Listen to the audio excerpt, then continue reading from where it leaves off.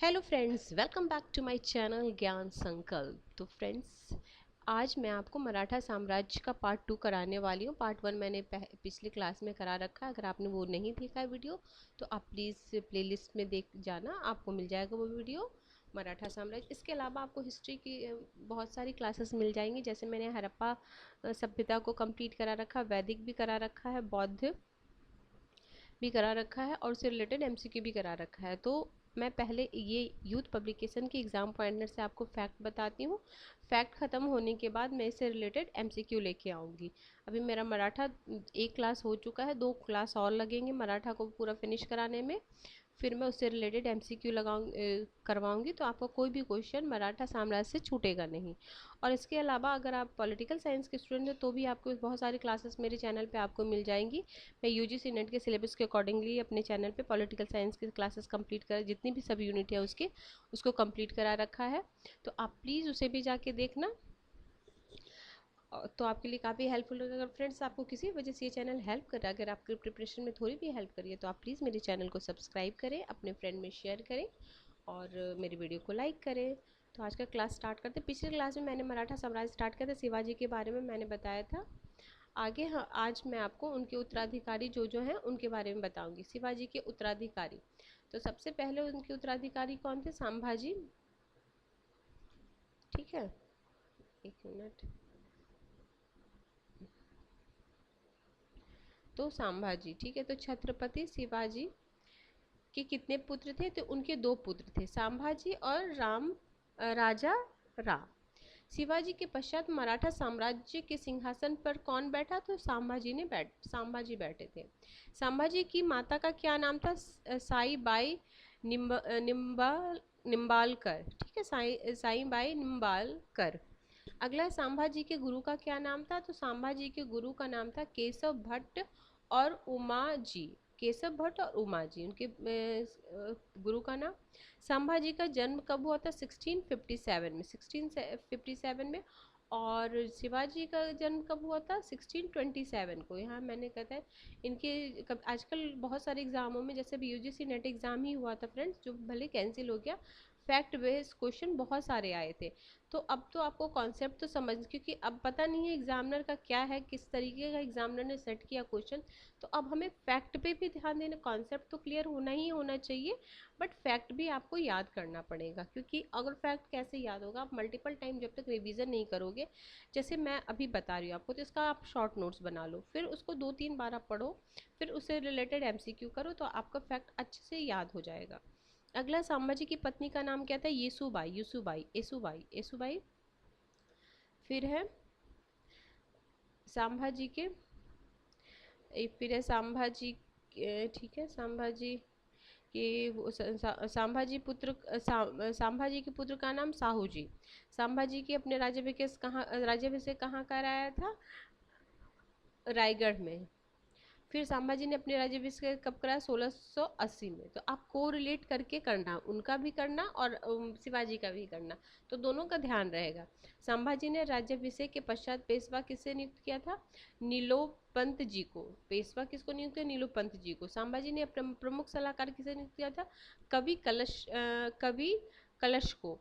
अगला है, औरंगजेब का विद्रोही पुत्र अकबर द्वितीय किस मराठा शासक के शरण में आया था? तो संभाजी के शरण में आया था।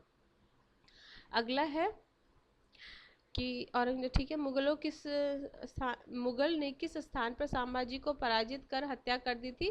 संगमेश्वर के दुर्ग में, संगमेश्वर के दुर्ग में। मुगलों द्वारा मराठा शासक संभाजी की हत्या कब हुई? 1689। ठीक है, फिर उनके भाई, दूसरे भाई थे राजा राम, फिर वो गद्दी पे बैठे। संभाजी के पश्चात मराठा के सिंहासन पर कौन आसीन हुआ? तो राजा राम। राजा राम सांबा के साथ क्या संबंध था? सौतेले भाई का। मुगलों द्वारा संभाजी की हत्या के उपरांत किसे कैद किया गया? येसुबाई और उसके पुत्र साहू जी को। जो इनके पुत्र साहू जी थे उनको कैद कर लिया गया था। मुगलों द्वारा रायगढ़ पर अधिकार करने के पश्चात राजा राम ने किस स्थान पर शरण ली? तो जिंजी। किस स्थान पर शरण ली? जिंजी। अगला है, राजा राम ने जिंजी के दुर्ग के पतन 1698 के पश्चात किस स्थान पर शरण ली? सतारा में शरण लिया। फिर किस मराठा शासक ने सतारा को अपनी राजधानी बनाई? तो सतारा को राजधानी राजा राम ने बनाया था। अगला है किस मराठा शासक ने एक नए पद प्रतिनिधि का सृजन किया? तो राजा राम ने किया था। किस मराठा शासक के समय मंत्रिपरिषद के 9 सदस्य हो गए? राजा राम के समय मंत्रिपरिषद के, पहले मराठा के समय 8 थे, अब इनके समय 9 हो गए। जब शिवाजी थे तो उनके समय 9 थे। देखो ये वाला जो है ना, हमने पढ़ा था पिछले क्लास में, अष्टप्रधान। अष्टप्रधान क्या था? शिवाजी के समय 8 प्रधान थे, 8 इनके वो थे, मंत्रिपरिषद थे। अब जब राम जी वो आए उनके पुत्र, तो उन्होंने 9 कर दिया सदस्यों की संख्या। ठीक है। मराठा शासक राजा राम की मृत्यु कब हुई? 1700 में हुई। फिर उसके बाद ताराबाई। राजा राम के पश्चात मराठों का नेतृत्व किसने किया? राजा राम की विधवा ताराबाई ने। ताराबाई किसे मराठा शासक घोषित कर संरक्षिका के रूप में महत्वपूर्ण भूमिका? तो उनके 4 वर्ष या अल्प पुत्र शिवाजी द्वितीय को औरंगजेब की मृत्यु के बाद, तो शिवाजी द्वितीय जो है राजा राम के पुत्र थे, तो उनकी पत्नी जो ताराबाई थी वो उसकी संरक्षिका के रूप में शासन करने लगी थी। औरंगजेब की मृत्यु के समय मराठा नेतृत्व किसके हाथ में था? तो ताराबाई के हाथ में था। आगे मराठा देवियों ने में जिसने 1700 आगे मुगल साम्राज्य के विरुद्ध संघर्ष का नेतृत्व किया, वह कौन थी? ताराबाई थी। कौन सा मराठा शासक राजा होते हुए भी सिंहासन पर नहीं बैठा? तो शिवाजी द्वितीय। शिवाजी द्वितीय क्योंकि बहुत छोटा था। मुगल शासक बहादुर शाह प्रथम किस मराठा के कैद से मुक्त कर दिए गए? साहू जी। खेड़ा का युद्ध किसके मध्य हुआ था? तो साहू जी और ताराबाई के बीच हुआ था। साहू जी और ताराबाई के बीच हुआ था। अगला है खेड़ा का युद्ध कब हुआ? 1707 में हुआ था। खेड़ा का युद्ध 1707 में हुआ था। खेड़ा के युद्ध के उपरांत सतारा पर किसका अधिकार हो गया? साहू जी का हो गया। खेड़ा के युद्धोपरांत दक्षिण में कोल्हापुर पर किसका अधिकार हो गया? तो ताराबाई, शिवाजी के द्वितीय। अगला है साहू जी। तो 1707 में साहू जी के उत्तराधिकारी के युद्ध में किसे पराजित कर स्वयं मराठा शासक घोषित किया? ताराबाई को। साहू जी किसके पुत्र थे? संभाजी के। अगला, साहू जी अपना राज्याभिषेक कहाँ कराया? सतारा में। शासक बनने के पूर्व कौन सा मराठा शासक मुगलों के कैद में ही रहा? साहू जी।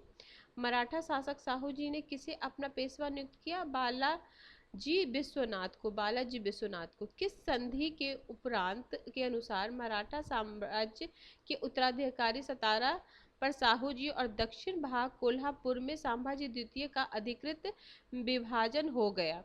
तो वारणा की संधि। वारणा की संधि।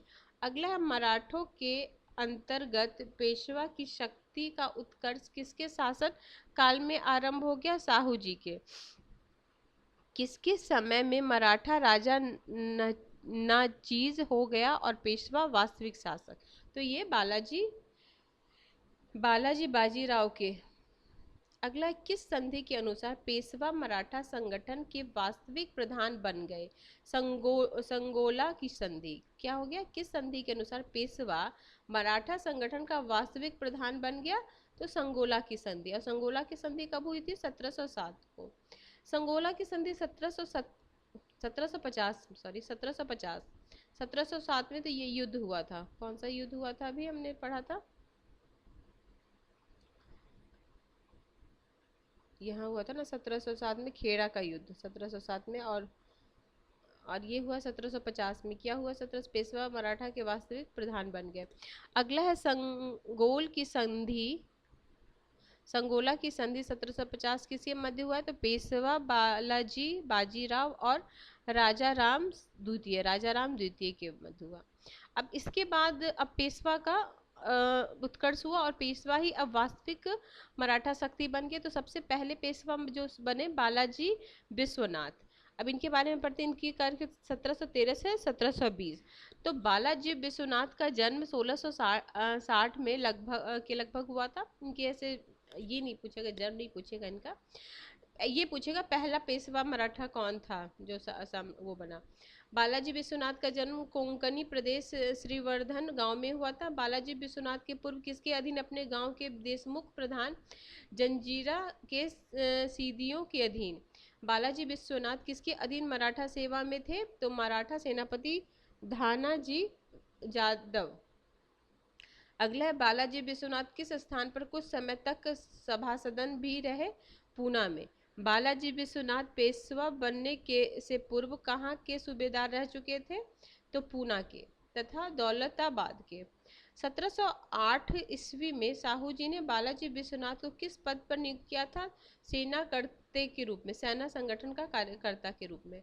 बालाजी विश्वनाथ को मराठा पेशवा कब बनाया गया, 1713 में। बालाजी विश्वनाथ किस मराठा के अधीन पेशवा बने, साहू जी के अधीन। किस मराठा पेशवा के समय पेशवा पद वंशानुगत हो गया, तो बालाजी विश्वनाथ के बाद जो पेशवा पद था वो वंशानुगत हो गया।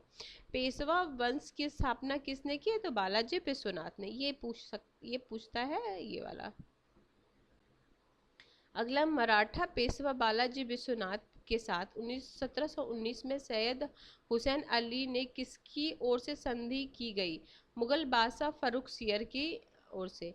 मराठा और मुगलों के मध्य 1719 में कौन सी संधि हुई, तो दिल्ली की संधि। 1719 में दिल्ली की संधि। मराठों और मुगलों के मध्य दिल्ली की संधि को किसने मराठों का मैग्ना कार्टा की संज्ञा दी, तो ये रिचर्ड टेम्पल ने दिया था, रिचर्ड टेम्पल ने। अब ये सब क्वेश्चन पूछा जा सकता है। किस संधि के तहत मराठों को दक्कन के मुगल प्रांत में प्रत्यक्ष रूप से चौथा एवं सर देशमुख कर प्राप्त करने का अधिकार मिला, दिल्ली की संधि से।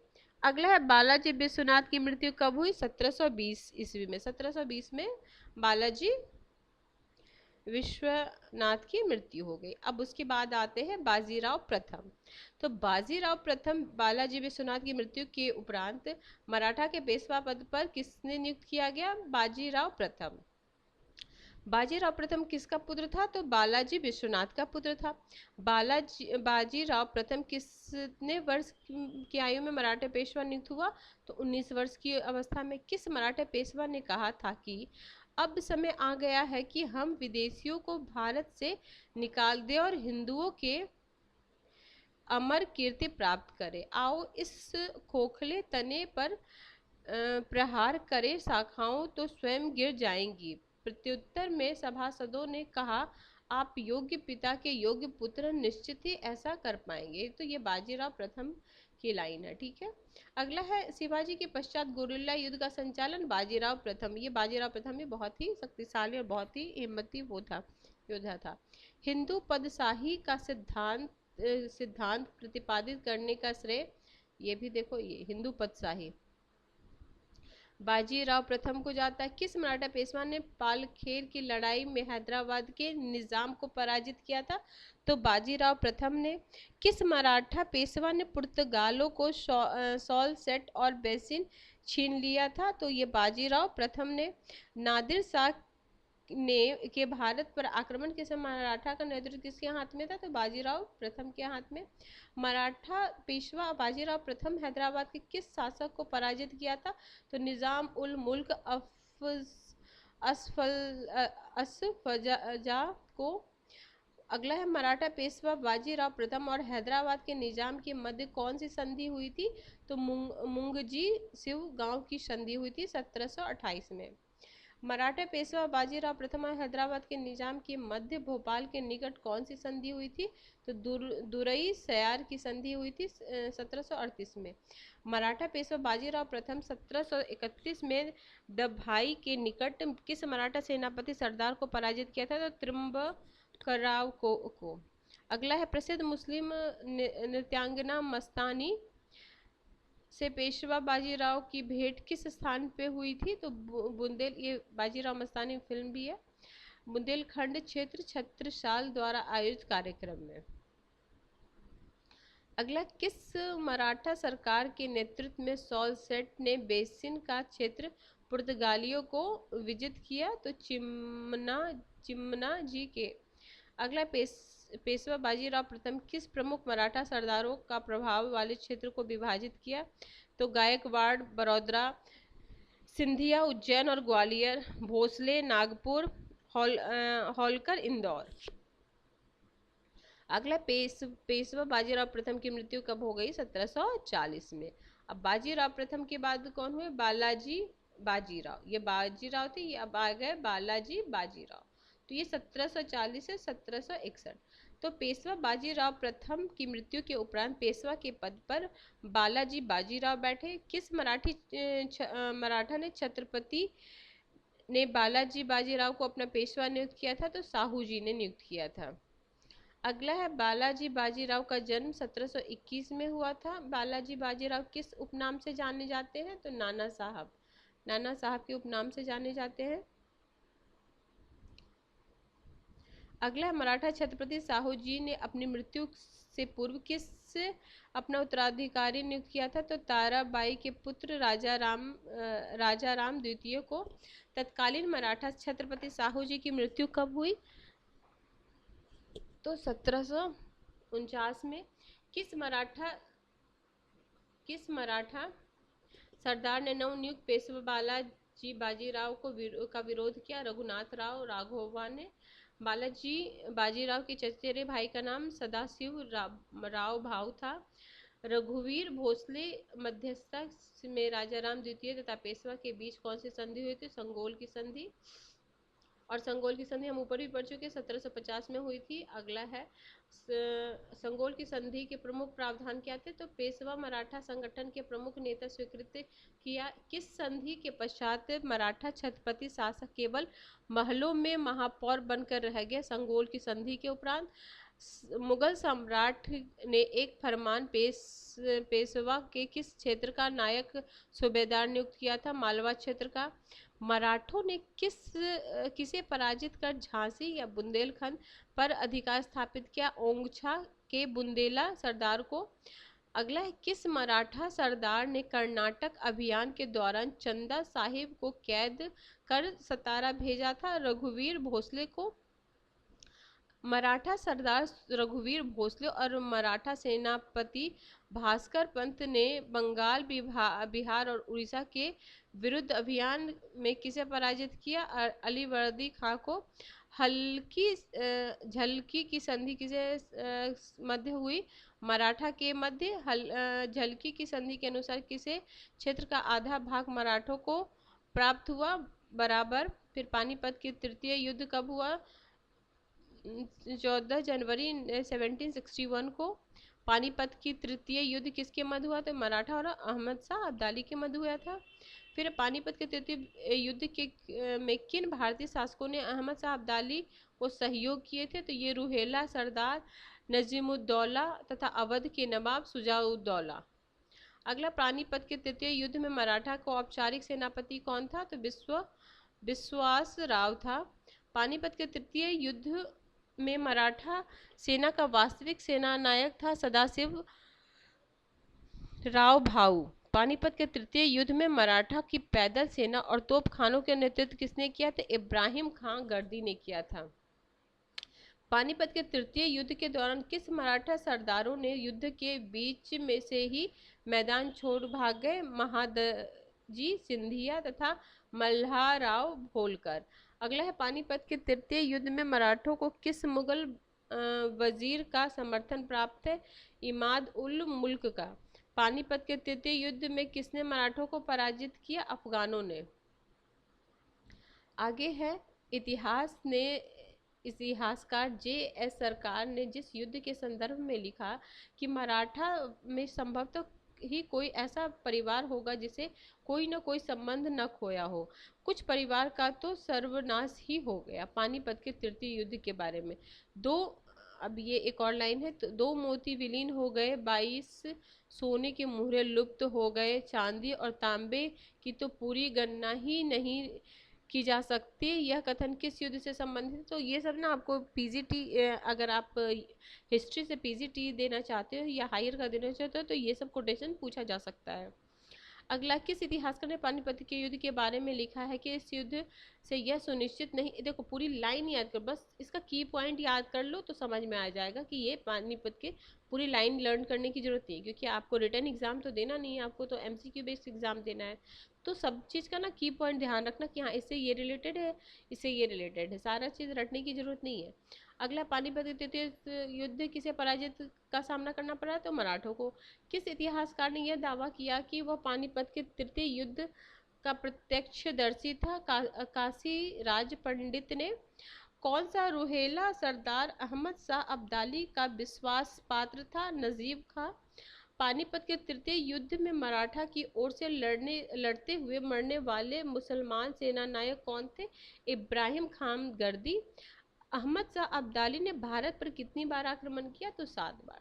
तो आज हमने पेशवा के बारे में पढ़ा, बालाजी विश्वनाथ, फिर बाजीराव प्रथम, बालाजी बाजीराव को हमने खत्म किया। अगली क्लास में हम माधवराव प्रथम, नारायण राव, और ये सब बहुत थोड़े थोड़े हैं, इनको खत्म कर दो। अगले क्लास में ये आराम से ये फिनिश हो जाएगा ये चैप्टर। तो ठीक है फ्रेंड्स, तो अगले क्लास में मैं एमसीक्यू भी लेके आऊँगी। अगर आपको किसी भी वजह से ये क्लास हेल्पफुल लग रहा है, तो अगर आपको आपके प्रिपरेशन में थोड़ी भी हेल्प करिए, तो आप प्लीज़ मेरे चैनल को सब्सक्राइब करें, मेरे वीडियो को लाइक करें, अपने फ्रेंड में शेयर करें। Till then bye bye, see you in next video.